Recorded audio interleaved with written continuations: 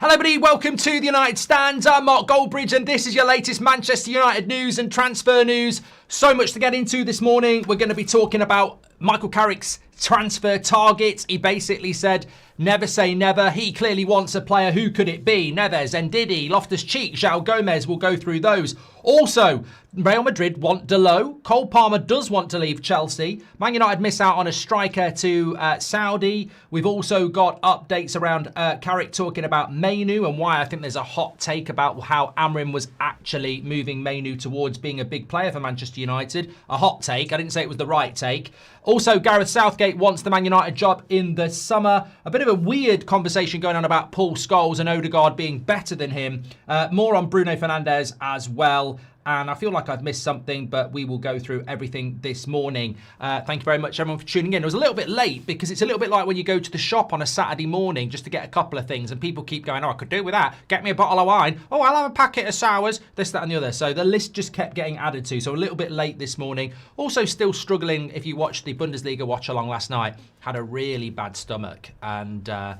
I'm sort of over it now. I've just had a bacon sandwich to help it out, which is probably not the right thing for a delicate stomach, but I'm feeling okay. And I'm just going to say this because I can. Rest in peace to Catherine O'Hara. One of my favourite films of all time, Home Alone. The mum in Home Alone passed away yesterday at 71. And I've got to say, I'm at that age now where things you grew up with, they're starting to pass away. I mean, you know, how long has Pacino and De Niro and Harrison Ford got left? But... it's the circle of life. It's not a circle of life unless you believe in reincarnation. It's life. You're here for a good time, not a long time. So, yeah, sort of seen a lot of stuff about that this morning. But, yeah, very, very, very, well, it is sad, but it's also life. That's why you should enjoy it and watch Driving with Goldbridge. Right, let's get into the show. Lots to get into, as I said. So we're going to start off with what Michael Carrick said last night. I saw Terry's show last night, Who Could It Be? So Michael Carrick basically talking about transfers, saying, never say never, we'll have to see what can happen, but if nothing happens, we knew that that would be the case.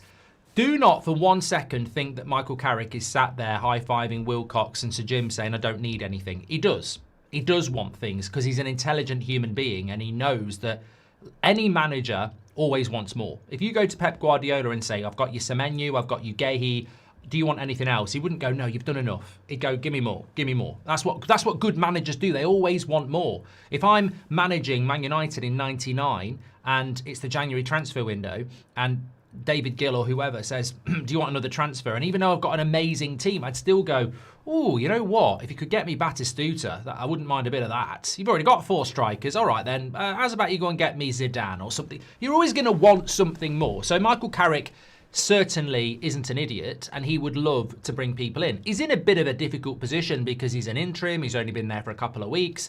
They've given him this chance, so he's indebted to the club. He can't really go, it was really close between me and Ollie and now you're giving me the job, you bloody idiots, get me some signings. He can't do that. But never say never in an interview yesterday basically just means, yes, I would like to get somebody, but it's out of my hands. So it is out of Carrick's hands. But I liked the interview because some people say Carrick's a bit boring, a bit of a, you know, company man.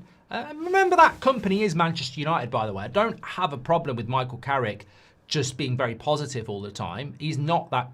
I've seen him on the TV when he wasn't at United. I've seen him at Middlesbrough. I've seen him as a player. He's just not that personality. He just isn't a Jose. He isn't an Amrim. He isn't a Pep. He isn't a Klopp. He doesn't have that in him to be publicly confrontational. But never say never is certainly an interpretation of, if he didn't want anybody, he wouldn't say that. He'd say, I'm happy with the squad. I don't think we need anybody. We've got what we need, which is not the true at Manchester United. We're a long way off. So the question is, can we do anything in the next couple of days? Well, I was looking at it this morning and it's hard. It's hard to see. I know Terry was talking last night about who the secret player could be. We have got 3 days left of this window, 2 really, tomorrow and Monday. And look, a few things I would say. One, it's incredibly late. And I sort of agree with Dylan now, no incomings. And I've always been opposite to that. But sometimes you've got to pivot based on information.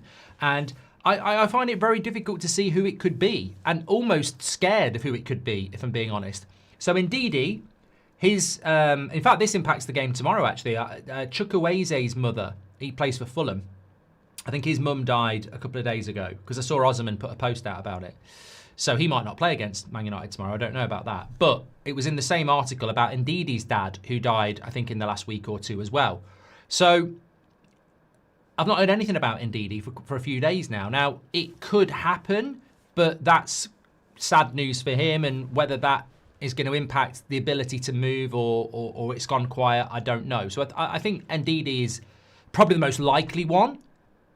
However, there are things that might prevent that. João Gomez from Wolves, I don't think United have ever really been in for him, and Atletico Madrid seem to be further ahead, but it doesn't look like that's going to happen. I was told this morning that he could still leave, but it's not likely to be Manchester United on Monday. Who else have we got? Loftus-Cheek. I mean, Loftus-Cheek just seems like a desperation bid to go because he didn't get Ndidi, so I don't get that. The big one is Ruben Neves, and a lot of people are hoping it's going to be Ruben Neves. And I mean, I think when Amrim was here, maybe he was pushing that with the Portuguese connection. But since Amrim left, Ruben Neves has been a name that people talk about, but it's not been a name associated with Manchester United. Real Madrid were associated with it. But more importantly, Fabrizio Romano reported, I think yesterday or this morning, that he's very close to signing a new contract with his club in Saudi, who I forget who it is, a 3-year deal. So that's, well, CRK says he's already signed it. So, and Dybala says it as well. So Ruben Neves is off the table as well. It's interesting, isn't it? I spoke about this on the show yesterday morning, and thanks everybody who watched the little video I did in my kitchen yesterday. I'm just working on an idea of a program. I think I'm going to call it Sit Down. Someone said tea time, but I've always got to have a cup of tea then. I thought sit down because I can sit in a park, I can sit in my car, I can sit in the kitchen. So I think I might go with that. Al Hilal is the club. So thank you, everybody. But as I said yesterday morning, the transfer scam, I'm not going to get into that this morning, but the transfer scam is the ability to walk into the January transfer window where the whole fan base know we need a couple of signings and then hit the end of the transfer window and do nothing. I mean, that's just a scam. They've manipulated, moved, distracted, and ended up not bringing anybody in. But where we are now, I'm not particularly happy with Ndidi or João Gomez or Ruben Neves or Conor Gallagher. I wouldn't say I was over the moon. However, at least they were targets that are better than nothing.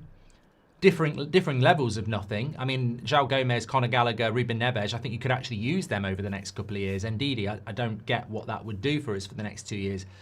But the fact that we've ignored all of those is astounding, really. And what bothers me as well is that you look at Liverpool and Arne Slot, well, they're making moves now in the last few days because they've got problems in the team. You look at Chelsea and they're making moves. I mean, admittedly, they might not bring them in January, but they're making moves on a centre-back from France.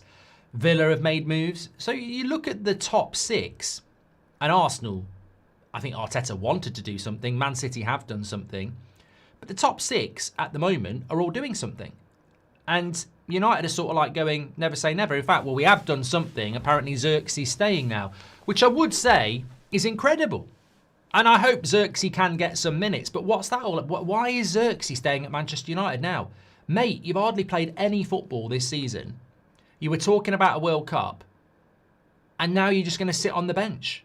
Like, you're not going to play any minutes, mate. There are so many people that need to get injured for Zirkzee to get a run of games. And you're not going to the World Cup on 20-minute cameos in the next 15 games. Because that's all we've got, isn't it? 15 games left.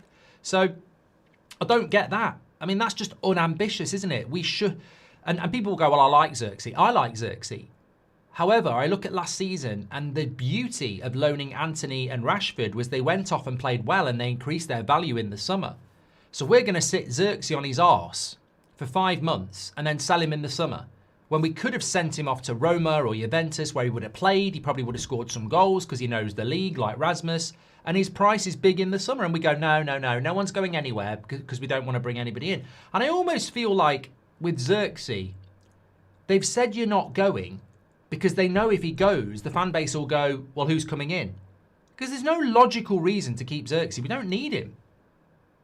Sesko's on the bench at the moment because Mbeumo can play up front. If Mbeumo comes off, Sesko comes on. Cunha can play up front. We don't need it. Mount can play number 10. We've got Lacey as well. We've got Ahmad. we've got lots of players that can play in the attacking positions, and Zirkzee will not work in a 4-3-3 as a 10 or a wide player anyway. So he's got to go up front, which he doesn't even suit our system. So I think with the Zirkzee one, as soon as I heard he was staying, I thought, well, that is another reason to think we're probably not going to do anything, because I think Zirkzee going out the door, United love to sell to buy, don't they? United love money out, money in. So I don't know. I think it's looking very difficult to see Manchester United doing anything now. But look, if you've got any other options out there, I just can't see what the options are with 2 days to go. And ultimately as well, we've had 4 months to prepare for this window, and we're now going to try and do something with 2 days to go. And you can only do a loan deal with 2 days to go. If you're not working on a deal, you can't do a full deal. Maybe a Chelsea or a Liverpool can, they work quickly, but Man United can't do a permanent deal in 2 days. So you're looking at a merry-go-round potentially on Monday. But the quality of that player is going to be low. I mean, people are talking about Angel Gomez. I mean, if Angel Gomez hadn't been at Manchester United, I think people would be very disappointed with that. That's just nostalgic, isn't it? So, but it would be better than nothing. And what I will say is my concern will be that we hit March, which is quite a difficult month for us. I think we've got 4 games in March, and we've got to go to Newcastle, and we've got to play Villa, and we've got to go to Bournemouth, and we've got to go to Everton. So I think we've got 3 away games. February is quite good because I think we've got 3 home games in February, I think. Maybe I'm wrong on that. But anyway, lost myself there. I'm worried in March that you pick up a couple of injuries and we don't have the cover for it. Amani says, no transfers, more spin. How many protests till the Glazers and Ineos leave or decide to give a shit? Will we do it? No hope. Just on the protests, mate, I saw a few posts yesterday. I thought, you know what? We've got to give the alternative. I saw some posts about the protest yesterday, and these are, I don't know, well, they could be bots. They could be bots. I mean, the way they're writing, they could be bots, but it's out there on social media, people getting likes off comments like this. Why are you protesting and bringing Ineos into it? So Jim's put £300 million of his own money in there. He's going to build a new stadium. He's built Carrington. Rome wasn't built in a day. I've seen a few comments like that, and it gets a lot of interaction, and I'm sort of like going, okay, so Jim Radcliffe's put £300 million of his own money in. Okay. We're going to build a new stadium. Okay. And we've built a new Carrington. Okay. Well, I'll tell you what, get the box of tissues out. I'm very excited. How's about he spent £300 million, £300 million that he put in, he spent on Ten Hag and sacked him 3 months later. So that's deleted your £300 million with Prattism, right? Sacked half the workforce and the club's not doing any better for it financially, right? Said that Dan Ashworth was the best director of football in the world and sacked him longer than he was on gardening leave. Brought Ruben Amorim in, told everyone he was going to get 3 years, sacked him 3 months later and also spent £200 million on him. Recruited best in class but left out the CL and recruited best in ass with Barada and Wilcox because they're learner drivers. So, I mean, but it's amazing, isn't it, how people talk about, oh, Ineos are doing a good job. Who are these bloody prats who supposedly support Manchester United spinning shite like that? They've got to be bots. They've got to be bots, haven't they? Because, all right, I've done it. I've listed off the so-called positives, but come on. Let's get real.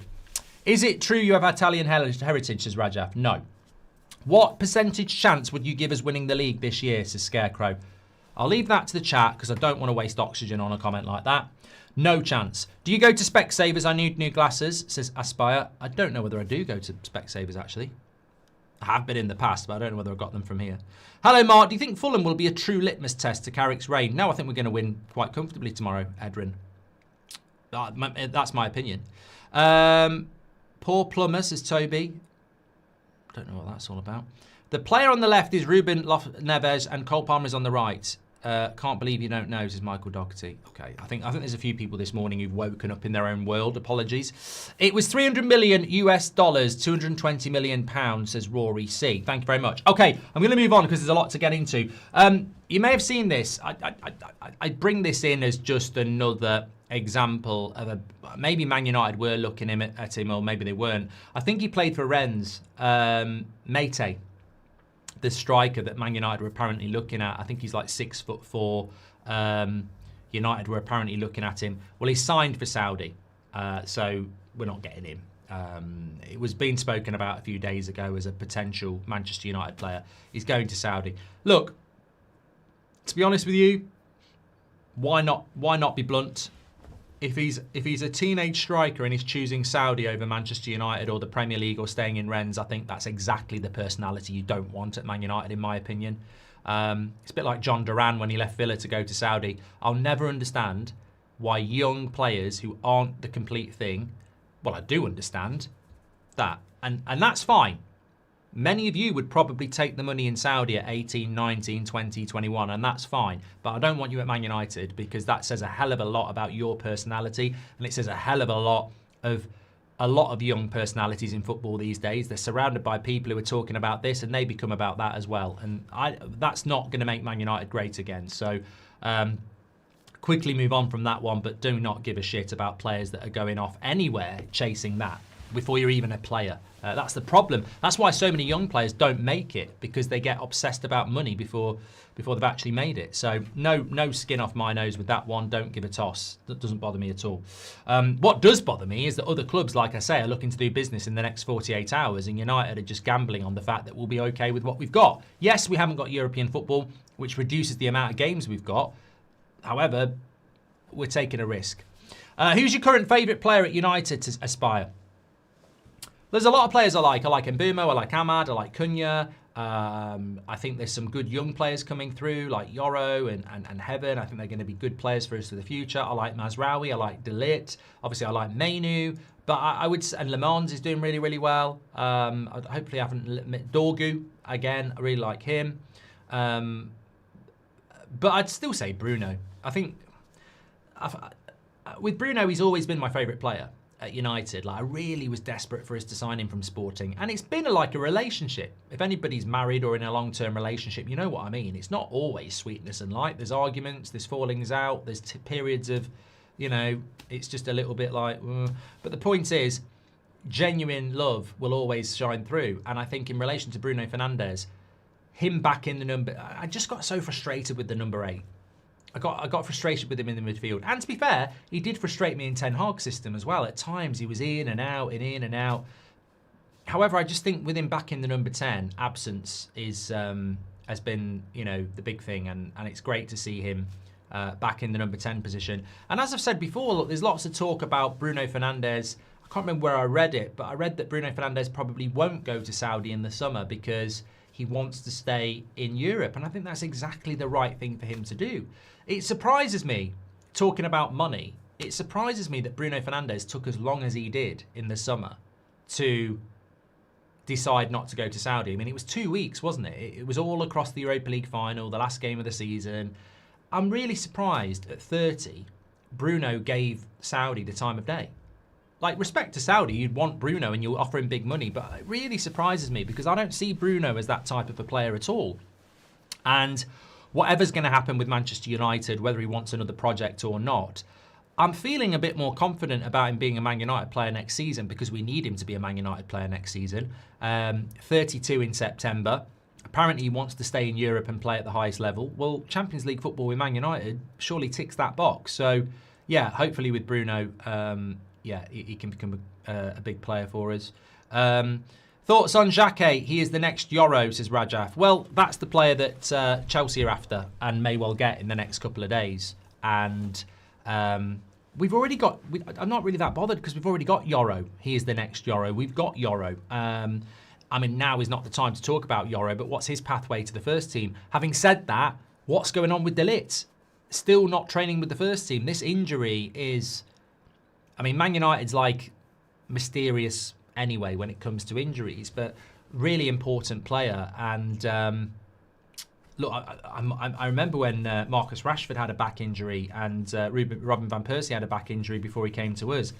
If it's something like that, these can be really problematic, especially when you're a centre-back and your whole game is about jumping and physicality. So let's hope the time they're taking with Dalot is going to mean that we get a fully fit Dalot back, because I tell you what, that is a significant player to be missing for Manchester United for this length of time, if we're being completely honest. What's the story on Cole Palmer? Well, I thought I'd bring this in, actually, because it came in from Duncan Castles. Now, I don't think Duncan Castles is a great source anymore. But respect, it's a little bit like Di Marzio a few years ago. Remember the summer of Di Marzio with Pogba and Mkhitaryan and Zlatan? Obviously, he had a very close relationship with Raiola, and it was the summer of Di Marzio. It was pre-Romano days, and he was absolutely on it. But he's not anymore, and he hasn't been for years. And I think Duncan Castles, when we had Mourinho here, was quite good around Manchester United. Anyway, what he's saying is that he's been told that Cole Palmer has been offered out by Chelsea to numerous sporting directors of clubs, and it's to do with him being unsettled because of the arrival of Estevao, and he feels that he's not the star man anymore, and Estevao is. So I thought, I'll bring it in because there are still people out there that think that this Cole Palmer story's got legs. I'm watching Chelsea at R5 today, and it'll be interesting to see how. I mean, Estevao is a fantastic player, but from a Manchester United point of view, you've still got to find the money to do it. And I don't know why the Cole Palmer story keeps going on. It could be total bullshit. I just feel that it is bullshit. I do feel like it's just a story that people keep putting out there because realistically, United have got Carrick now, Chelsea have got Rosignol now, Arteta, Pep, Slots. There's not really a manager story, is there? So you move to a player and you try and create headlines off that. It just feels like the last week or so we've had this Cole Palmer story, which I really don't think's got any legs in it. But from a Man United point of view, I've just spoken there about the importance of keeping Bruno. I don't need Cole Palmer in the summer, and I don't think we've got the money. I mean, I do like money. I don't know why I went all Birmingham there. I do like Cole Palmer. I don't think there's any truth in it, and I don't think we've got the money, and I don't think we need to do it. And fundamentally, we need to be spending our money on midfielders. That's where the big expense is. Because I was listening to what Michael Carrick had to say about Mainoo, and I'll read it out to you here. Quite interesting from Carrick. I'll talk about the Southgate thing in a minute. Yeah, I'm trying to ignore it, but it's true. What about Mateta, Mark? Would you have took him?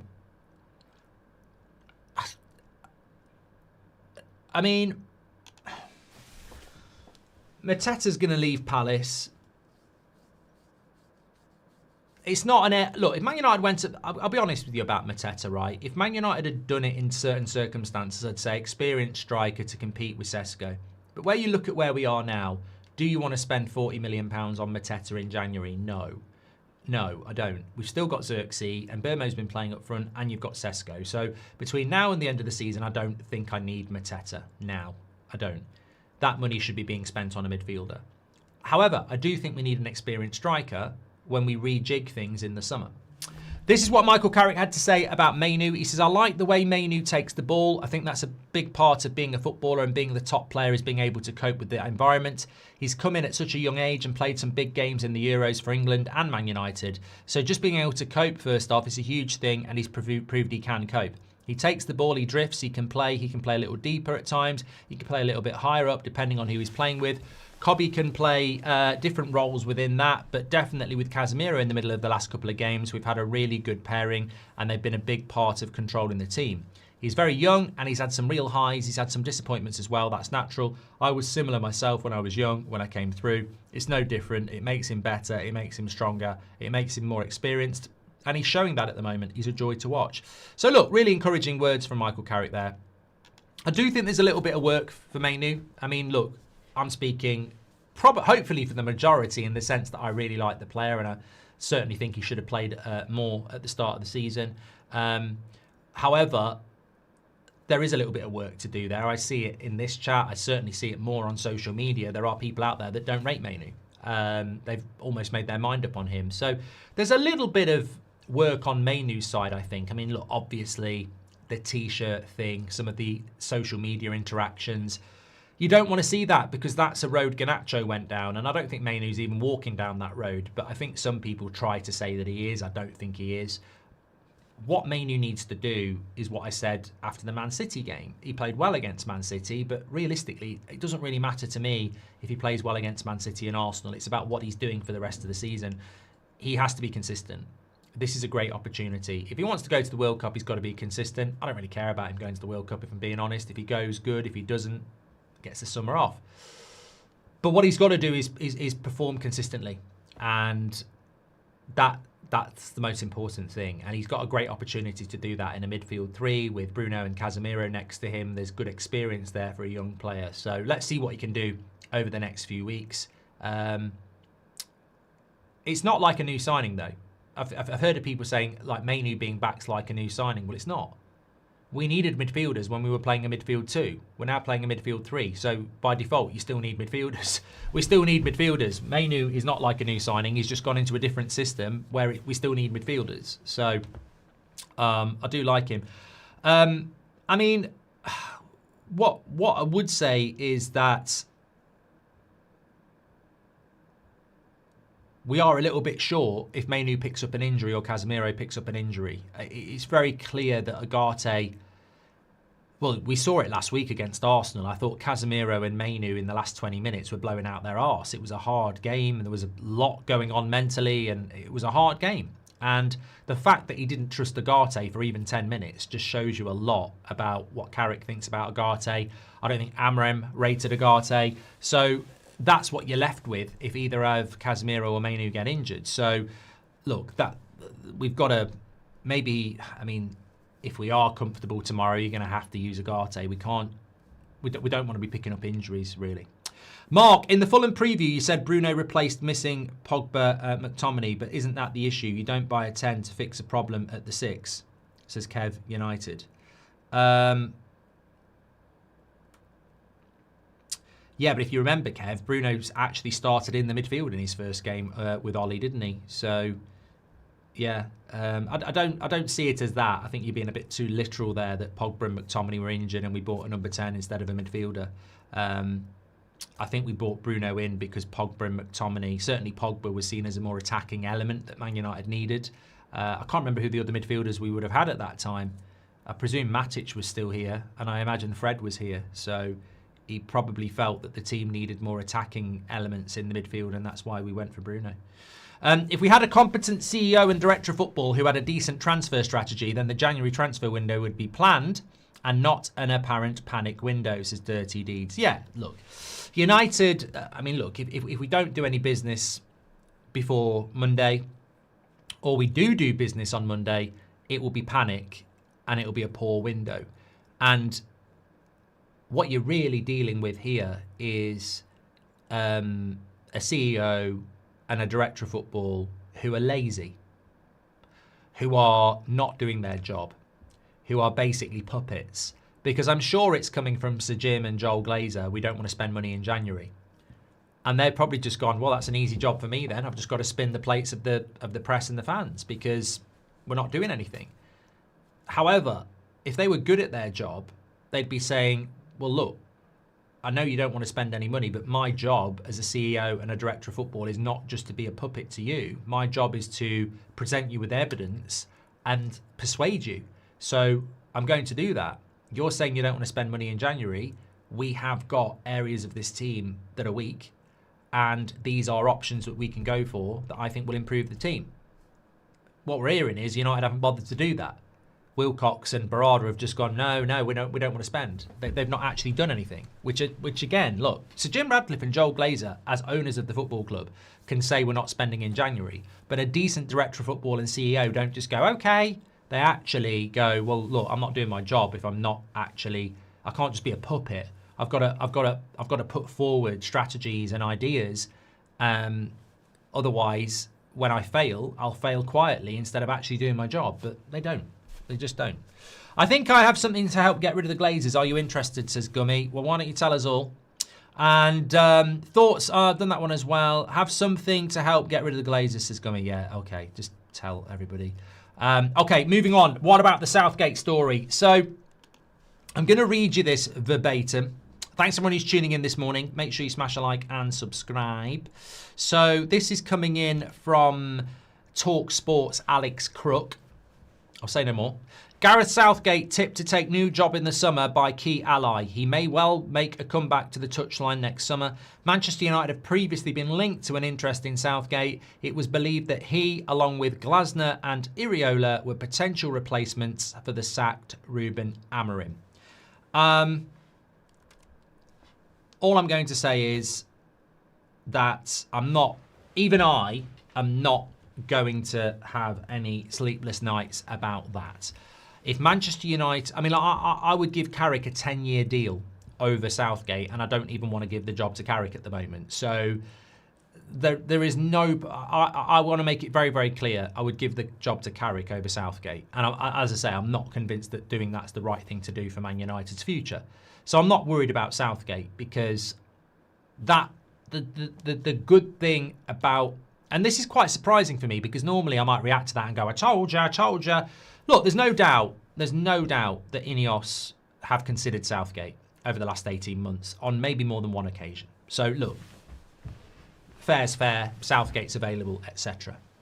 However, when you've got an ex-player in the job and you let them go for Southgate, that can't happen. So I'm quite relaxed about Southgate and Man United's job, because there's just no way, well, I say no way, with this ownership you never know, but it would be extremely unlikely that you would go from Carrick to Southgate. I think the good thing about Carrick is that if he puts himself in a position to have the job, you can't, if you're not going to give him the job, basically the only way you can't give Carrick the job is if you give it to somebody that's clearly better than him. So if Carrick does really well and people are saying give him the job, but then Luis Enrique or Tuchel or Ancelotti are available and they want it, and you give it to one of them, people can't really moan. They might have a preference, but you can't really moan if Michael Carrick, who had a couple of years at Middlesbrough and a few months at Man United and is massively inexperienced, you can't build the team around that when you've got someone like Luis Enrique who wants the job, or Tuchel or Ancelotti. So I think the positive about Carrick is we surely can't give the job to somebody that's inexperienced or not very good. And when I say inexperienced, I mean big club. Southgate, not experienced at big clubs. And Iriola and Glasner, they're not experienced. So I'm not worried about that at all. Also, I think Southgate would be perfect for Palace. He used to play for them. Glasner's going to leave. That's the place that Southgate should be going. So I'm not worried about it. And some people might be, spilling their coffee going, what? Goldbridge not making a big deal out of a Southgate link. But actually, I think the positive of Carrick doing well is I think it will kill off all these crappy coaches being linked to us, because as long as Carrick keeps doing well and gets considered for the job, they can only replace him with something that's better than Carrick, and Southgate would be worse. So, hi Mark, hope you're good. Man United's midfield apart from Cobby will most likely be gone in the summer. Who realistically would you sign as replacements? Says Kai. I've seen a lot of people talk about this. I mean, I'm still massively convinced about Stiller. I think deep lying playmaker who gets stuck in, who is a leader, a focal point of that Stuttgart team. I think he's a very interesting player, and I'd be very surprised if Favel isn't pushing that big time. So I'd like to see Stiller as a bit of an outside the box option. I'd be really excited. I would go as far as, well, I wouldn't go this far, but if you've been watching the United stand long enough and you go back about 6.5 years, it was the summer, and I was obsessed with a player from Sporting called Bruno Fernandes. And not a lot of people knew loads about him, but I was like, this player, when you look at how he plays for Sporting and what he does, he would be transformative for Manchester United. And lo and behold, he was.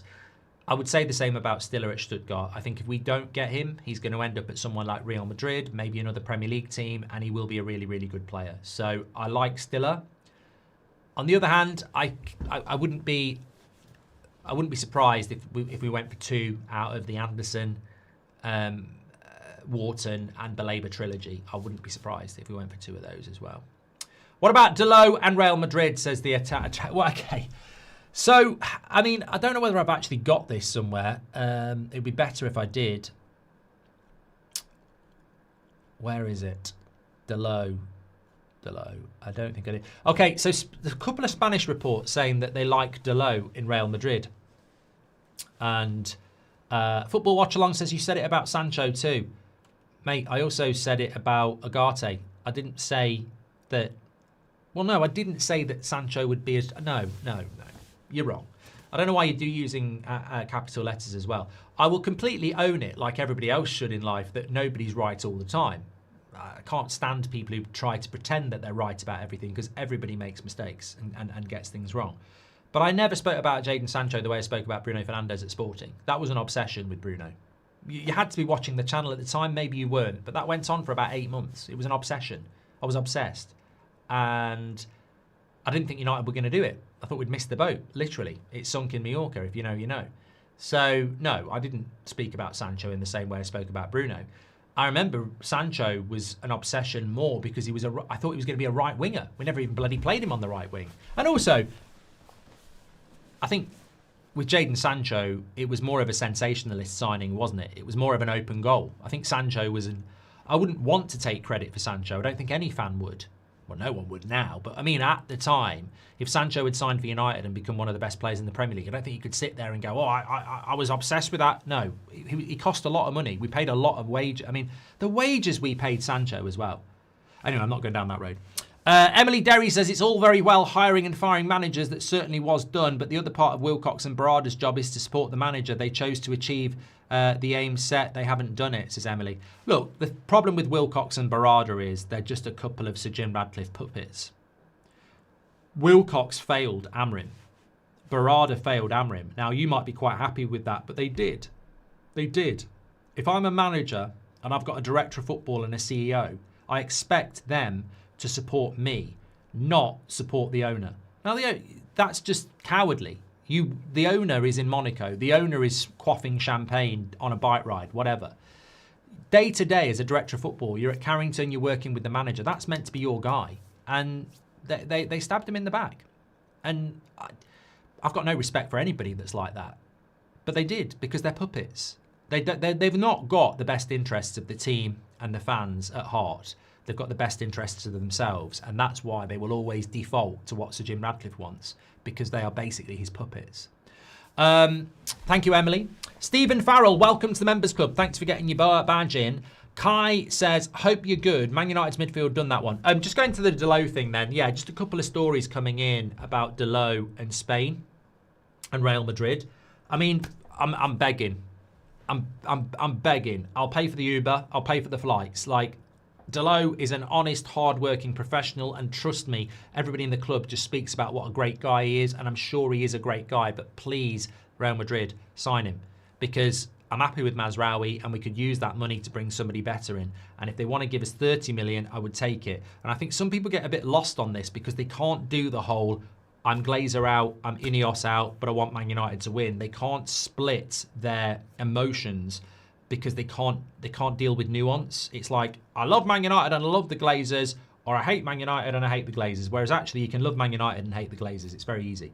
But with Dalot, I know for a fact he's a good lad, he's a hard-working professional, and he's a credit to himself for how hard he works. He's just not what we need at United for the next few years in the nicest possible sense. And he has been doing well the last game and a half. Which is strange because people go, oh, it's the Amrim effect. But Amrim really, really liked Dalot. And yet he's playing better under Carrick. So it just shows you that even if you're a manager's favourite, you can still benefit from a change. And look, what Michael Carrick's done is it's basically taken some very low IQ players and given them some very low instructions. And that's why we're doing well. Like, they've all grew up playing a back four. We're not doing anything ridiculously difficult. And I think, look, my hot take on it is this. Under Amorim, we were trying to build his system, and it was going to take a couple of years. And to build it, you've got to, it's hard. You've got to learn it. What we've done is we've abandoned that and gone back to something the players know. So we've seen the improvement because we are doing something the players know. And even players that liked Amorim, like Bruno, like Dalot, like Maguire, sure, they're probably arguably playing better in this system than they were in his, and they liked him because under Amorim we were building the 3-4-3. Needed more signings, needed more time, may not have worked, we don't know, but they were building something new. Carrick's just come in and gone, let's simplify it, let's go back to what you know, let's go back to what the fans know, let's just go back to this. Whether there's any long-term future playing like this, we'll have to wait and see, which is why tomorrow's a big game. But Dalot is doing quite well at the moment. In a flat back four, Dalot looks better. But I just don't think he's going to be good enough for Manchester United. ultimately. So if he could move, that'd be good. Dalot has to be top 2 right back in United's history. Anyone who doesn't see the way he bleeds for the badge has their head screwed on wrong. This is Bing Bong. Yeah, but it's a great comment, actually. I mean, you might be being sarcastic, but it's a great comment because I think some people do get lost on that. They get lost on if they're a good lad and they bleed for the club, that means they're good enough. It doesn't. It doesn't. Talent has to be there as well. Is Dalot a Man United player? Well, if you're of a certain age, no. If you're a young fan who doesn't know anything about United pre-2012, then you might think Dalot's good enough. I was having a chat yesterday on That's Football and somebody asked me, what legacy Premier League team would you like to see back in the Premier League? And I said, for me, it's QPR and Sheffield Wednesday. And they said, for me, it's Bolton and Stoke. And I said, well, that's an age thing. I was at school in the early 90s. So QPR with Les Ferdinand, Trevor Sinclair, and Sheffield Wednesday with Chris Waddle and Paul Warhurst and John Sheridan. These were legacy Premier League teams. But if you're a bit younger than me, well, Stoke with Rory Delap and Bolton with Sam Allardyce and Kevin Nolan, they're going to be your legacy teams. So it's always, I get your point, Bing Bong. I really do. I respect it. You might look at Dalot and say he's a really, really good right back because you might be living off recency of what you've seen growing up. Dalot, I mean, look, in relation to this Manchester United team at the moment, I don't think I could get any of this lot anywhere near most Man United Premier League winning sides. I mean, they're not getting anywhere near the 94 double team. They're not getting anywhere near the 99 team. They're not getting anywhere near the 08 team. You might be able to find Bruno a place in one of them. And I could probably find the bench for one or two as well. I don't think Dalot leaves under Carrick would be good for him. He's well liked by the team, and that's not what Carrick needs right now for morale. Says right away, he won't be leaving. He won't be leaving. He won't be leaving. Talking about Goldbridge, I was laughing about this yesterday. So this is just like a little bit topical, a little bit something for the end. I think it's for the end anyway. I feel like I haven't covered everything off. Maybe I have. So you might have seen this on social media. Is Rory Delap on the Arsenal staff yet? Says Angel. Well, that's a good call. I'm very surprised they haven't done that yet. So, Wan-Bissaka or Dalot? I voted Dalot on that. I still think it's a good debate. But it was a good. You know what? In fairness, it was a good debate at the time. I don't feel guilty for that. Dalot or Wan-Bissaka, one of them had to go, and I voted Dalot because I thought he was better going forward. But it was close at the time, and it's still close now. Like, Wan-Bissaka is a good fullback. But if we're being honest, neither of them are the right back we need at United. I mean, I'm interested to see how long it takes Carrick to put Mazraoui in, because that, to me, is an improvement. And credit to Dalot if he can hold on to that position, because I think that is an improvement. Anyway, give me your thoughts about this. So, I'm on social media last night, and it's kicking off about Paul Scholes, right? And somebody's playing a clip from the 2011 Champions League final of Scholes at Wembley, and he's making loads of mistakes, and he looks really slow. And somebody comments and goes, "This is why Odegaard's better than Scholes, right?" And I just was like, I think even Terry got involved in it. And I thought, you know what? You've failed. If you've got involved, you've taken the bait. You've literally taken the bait. There is simplistically no point in comparing George Best to Eden Hazard. Because Eden Hazard, playing in those circumstances, on those pitches at that time, wouldn't be fit enough to lace George Best's boots. But you put George Best from the 60s up against Eden Hazard 10 years ago, he's going to struggle with the fitness and everything like that. So you can never compare two different eras. It's like Schmeichel's the best goalkeeper I've ever seen. He'd be absolutely ridiculed in the modern game because he can't play with his feet. So you can only live in your own lane, basically. However, what I will say is Paul Scholes was he like 37 in 2011?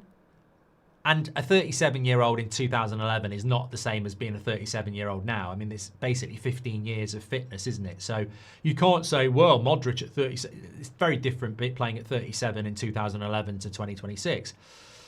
Also, Paul Scholes would have been in his prime in 2000. So 26 years ago, Paul Scholes would have been in his prime at about 27, yeah? 26 years ago. So I'm looking on social media at these people trying to make out Odegaard's better than Paul Scholes. And I'm like, to watch Paul Scholes in his prime and understand it, because at 10 years of age, you can't be sat there every week watching Paul Scholes going, oh, Daddy, this is brilliant from Scholes here. I'm looking at the distribution, the positioning, the ability to get a goal, arrive late in the box. You know, his tactical intelligence and his sat-nav feet is incredible, Dad. So that's a 36-year-old watching prime Paul Scholes, would have been 10 when Paul Scholes was in his prime, right? So if you're under 36 and you're talking about Scholes and Odegaard, get back up your mum's chuff. You're talking absolute rubbish. Rubbish. And also, even if you're 36, I'm not respecting a 10-year-old's assessment of Paul Scholes because it was very nuanced. So you've got to be, I would say, to understand Paul Scholes, I would say you've got to be at least 16 when you're watching him in the prime to have some semblance of football identity and tactics and everything. That makes you 42. So I'm looking at people like Terry getting involved and I'm thinking, unless the people getting involved in this argument are over 40, I ain't even getting involved. And I seen Boovy, the biggest fucking, I'm seeing him on Monday actually, the biggest shitster. I'd shake his hand and say, mate, you got people on strings getting involved in it. He's definitely under 35. So he's another chuff monster as well. It's nonsense. Just don't get involved. Don't get involved. Odegaard's better than Scholes. Today, the game is quicker, 100%. But you can't take players. This is what I always say, right? You put Paul Scholes at 37 in Man United's midfield today, he's going to struggle. The game's a bit quicker. The game's different. He's going to struggle. But if you put Odegaard with the same level of fitness that everybody had in 2011 in a midfield, he ain't going to stand out either. The modern game is more about tactics, strategy. It's a game of chess. It's strategic. It's long throw-ins. It's long kicks. It's corners. It's fouling goalkeepers. The game between 1990 and 2010 was more individualistic. It was more flair. You got better goals. You got people taking people on. People live in their eras. Comparing that to that most of the time is idiotic. Even I don't like it, and I can tell you everything about the Premier League because I've lived it all. And there's no way that Odegaard...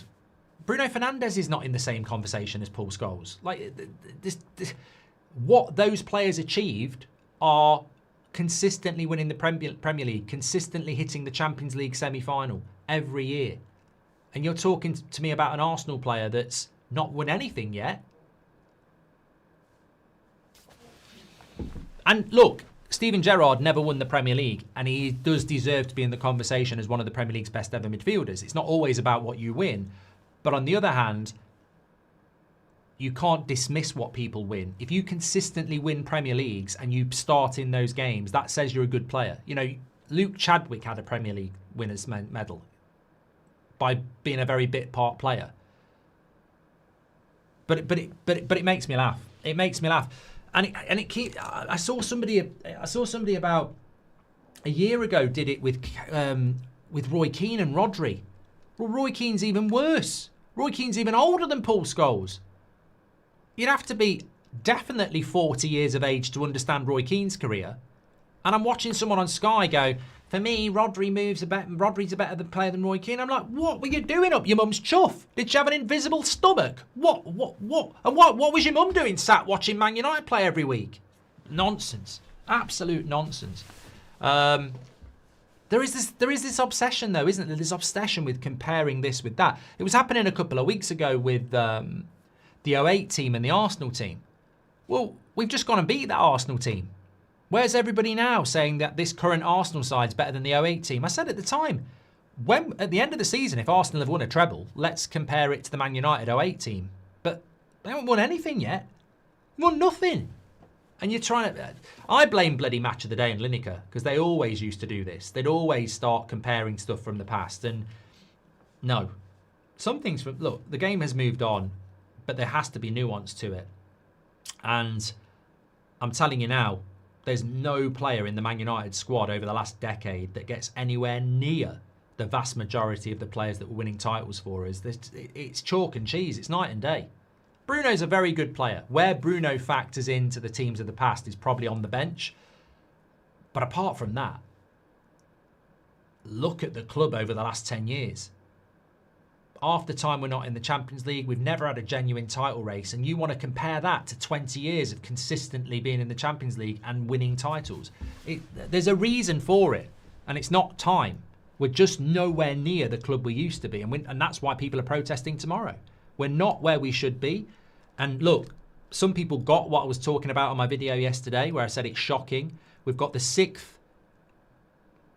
We spent in 2025, we were 6th in the spending league and we're 5th in the wage bill.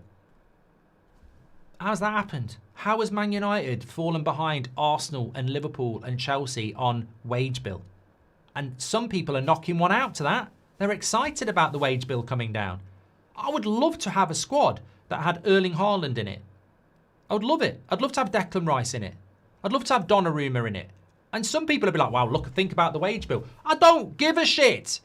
I'd have the best goalkeeper in the world, the best striker in the world, and one of the best midfielders in the world. And I've got to pay them 300-400 grand a week. I don't care.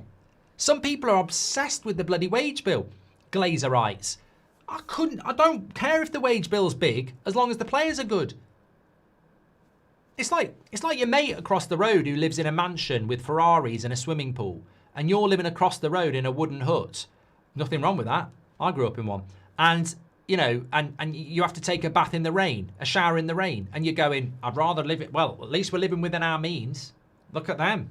Look at the rubbish they throw out. Whatever. Come on. Emily Derry says, I saw Scholes at a Legends game a couple of years ago. The intelligence and the talent was there, as it was when I saw him in 2008. There is a reason why players like Iniesta and Xavi admired him. Fantastic player. Fantastic player. Same with Beckham. Same with Giggs. Fantastic footballers with attacking flair. And they wonder why football fans hate them, says Kev United. Big Pete would punch Gabriel out the sky on a corner, says Stephen Willocks. And Hodgie says, why am I hearing the word nuance 4 times a day? Because I can't think of another word. I need to whack it into... I know what I'll do. You are right. We do use nuance a lot because it's a good word for saying there are levels to this conversation, which I used to use a lot as well. Right, I'm on a thesaurus here.